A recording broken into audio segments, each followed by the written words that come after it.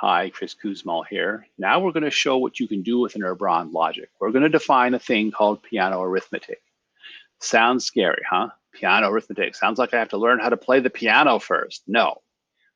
The piano arithmetic is just the math you do if you use all the non-negative integers, like all the numbers 0, 1, 2, 3, 4, 5 up to infinity, and you are allowed to do addition and you're allowed to do multiplication, and that's it. Okay, if that's your world, okay, we can build that world using Herbrand logic. And we can do it by mapping the numbers that we think of to object constant that we're going to go ahead and call 0, okay? But all the other numbers that we normally think of actually correspond to an invocation of a function on either the object constant 0 or a function itself. Okay, and so 1 maps to s of 0, 2 maps to s of 1, and 3 maps to s of 2. In other words, s corresponds to this successor function, adding 1 to it. And if we decompose them, then we get just the number of s's in our sort of recursive nested set of calls is equal to the number. So 7 is s of s of s of s of s of s of s of 0, assuming I said s the correct number of times. All right. So that's what piano arithmetic is, and and we start off by defining the numbers. Then all we have to do is define relations that correspond to addition and multiplication as well as equality. And so when we say for all x same x, that corresponds to saying x equals x.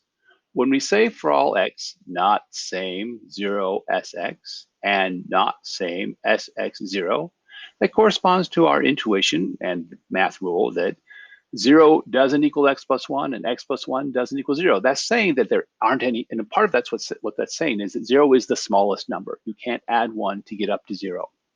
And then for all x and for all y, not being the same, x and y, means that their successors are also not the same. In other words, x doesn't equal y implies x plus 1 don't equal y plus 1.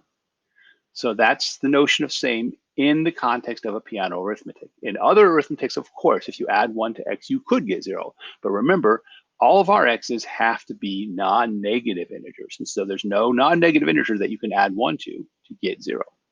All right.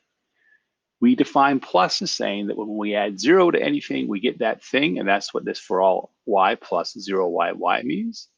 And we also say that when we add 1 to the left-hand side of an equation, fundamentally that means it's adding 1 to the right-hand side of the equation. That's what this for all x, for all y, for all z plus x, y, z implies plus s of x, y, s of z basically means. And we also can say that when for all x, for all y, for all z, for all w plus x, y, z, and not same zw implies not plus x, y, w. Okay, and that corresponds to the math that says if you have x plus y equals z and z doesn't equal w, then x plus y doesn't equal w. Kind of a notion of transitivity there. We can also define multiplication or the times operation. So when we multiply something by 0, we get 0. When we multiply x by y to get z and y times z equals w, that means x plus 1 times y is w. And finally, and by the way, that x plus 1 should be in parentheses, I believe.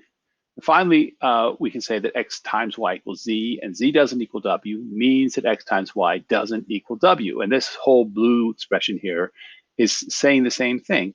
We basically have blue relational logic, blue Herbrand logic, and purple sort of our intuition of what we would think of as pretty normal, simple math. And the cool thing is we have now defined all of math, all of piano arithmetic. So we can say very complex things now. We can say x squared equals u, 2y equals v means that u plus v equals w, that sort of thing. And so that gives us the power to actually start talking at a level of abstraction that ignores the details of P implies Q and gets to more of our intuition about math, but still by having the rigor of logic underneath it.